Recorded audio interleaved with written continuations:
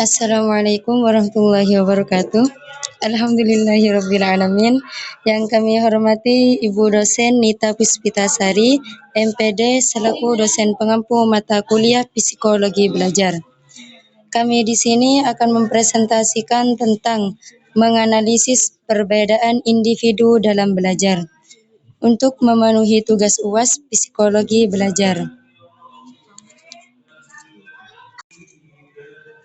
Kami dari kelompok 4 yang beranggotakan Silmil Karimah, Iklidus Sa'adah, Aliyatul Fikroh. Adapun rumusan masalah yang akan kami paparkan ialah yang pertama, pengertian perbedaan individu dalam belajar. Yang kedua, komponen-komponen dalam perbedaan individu dalam belajar. Yang ketiga, faktor-faktor yang mempengaruhi perbedaan individu dalam belajar. Baik, untuk pemaparan materi pertama, saya sendiri Iklidus Sa'adah akan memaparkan tentang pengertian perbedaan individu. Perbedaan individu dalam belajar merupakan konsep yang menggambarkan variasi yang melekat pada setiap peserta didik dalam hal kemampuan, minat, gaya belajar, dan karakteristik psikologi maupun fisiologis. Konsep ini menekankan bahwa tidak ada dua peserta didik yang sama, sehingga proses belajar harus mempertimbangkan keunikan masing-masing individu. Di sini ada beberapa pendapat menurut para ilmuwan. Yang pertama, menurut Kroll and Kroll menyatakan bahwa perbedaan individu merupakan variasi dalam ciri fisik, intelektual, emosional, dan sosial yang membedakan suatu individu dari individu lainnya. Kemudian, menurut Slameto, perbedaan individu dalam belajar timbul dari dua faktor. Faktor yang pertama ialah faktor bawaan, yakni hereditas, dan faktor yang kedua ialah faktor lingkungan.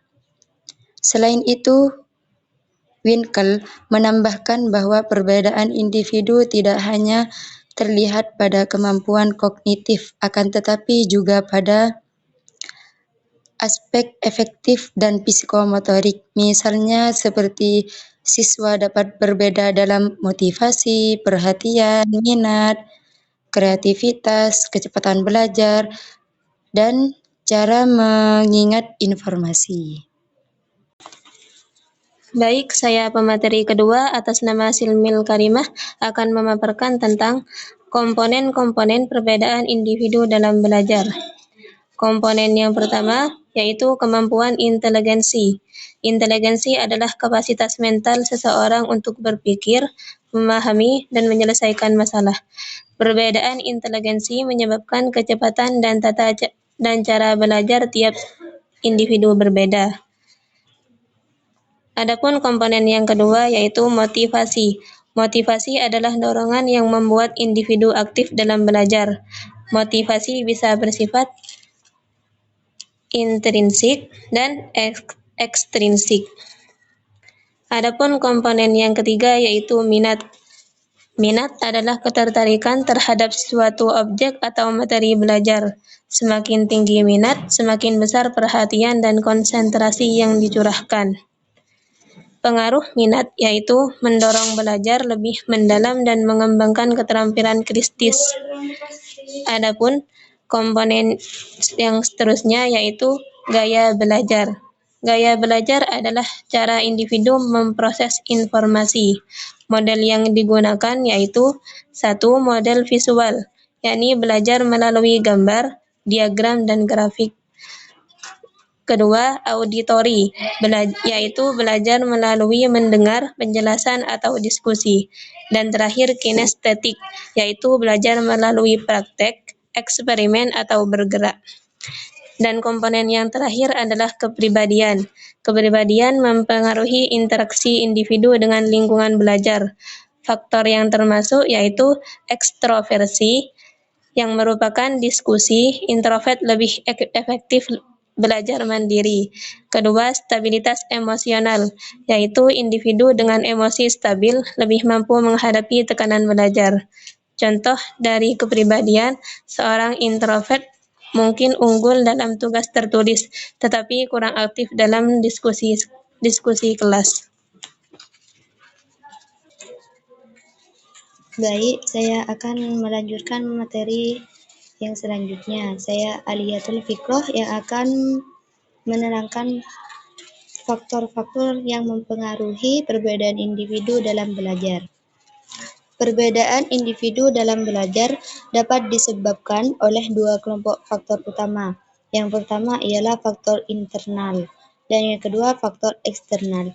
Adapun faktor internal yang pertama ialah inteligensi, yakni IQ. Kemampuan kognitif seseorang dalam berpikir, memahami, dan memecahkan masalah.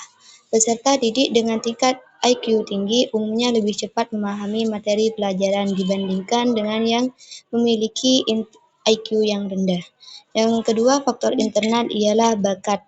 Potensi khusus yang dimiliki seseorang untuk menguasai suatu bidang tertentu, seperti musik, seni, matematika, atau olahraga. Bakat harus dikembangkan melalui latihan dan bimbingan agar menghasilkan prestasi optimal. Yang ketiga, faktor internal ialah minat dan motivasi. Minat membuat seseorang terdorong untuk melakukan aktivitas belajar dengan antusias. Dan yang keempat ialah gaya belajar. Menurut Howard Gardner, 1983, terdapat 8 jenis kecerdasan majmuk, antara lain linguistik, logis matematis, musikal, kinestetik, spasial, interpersonal, intrapersonal, naturalistik, dan eksistensial, yang dimana setiap siswa memiliki dominasi kecerdasan tertentu yang memengaruhi gaya belajarnya. Yang kelima ialah kondisi fisik dan kesehatan, di mana keadaan tubuh yang sehat dan prima akan menunjang konsentrasi serta kemampuan berpikir. Gangguan penglihatan, pendengaran, atau kelelahan dapat menurunkan kualitas belajar.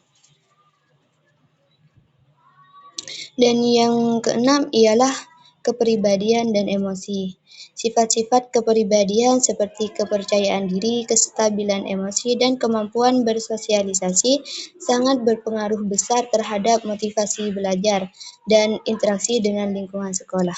Adapun faktor yang kedua ialah faktor eksternal, di mana faktor eksternal ini mencakup 3 faktor. Yang pertama, faktor lingkungan keluarga. Yang kedua, faktor lingkungan sekolah. Yang kedua, faktor lingkungan sekolah. Yang ketiga, faktor lingkungan masyarakat. Faktor lingkungan keluarga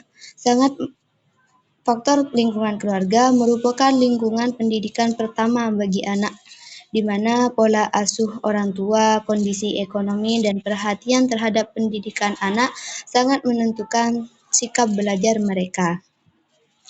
Faktor yang kedua, faktor eksternal, ialah lingkungan sekolah, di mana lingkungan sekolah seperti suasana kelas, metode mengajar guru, kurikulum, serta hubungan antara guru dan siswa sangat memengaruhi kenyamanan dan efektivitas belajar.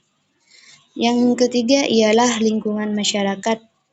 Lingkungan masyarakat ini yang mencangkup nilai-nilai sosial, budaya, dan teman sebaya juga sangat mempengaruhi perilaku dan motivasi belajar siswa. Lingkungan yang mendukung akan mendorong siswa untuk berprestasi. Dari pembahasan mengenai perbedaan individu dalam belajar, dapat disimpulkan bahwa setiap peserta didik memiliki karakteristik, kemampuan, dan gaya belajar yang berbeda-beda. Perbedaan ini dipengaruhi oleh faktor internal dan faktor eksternal.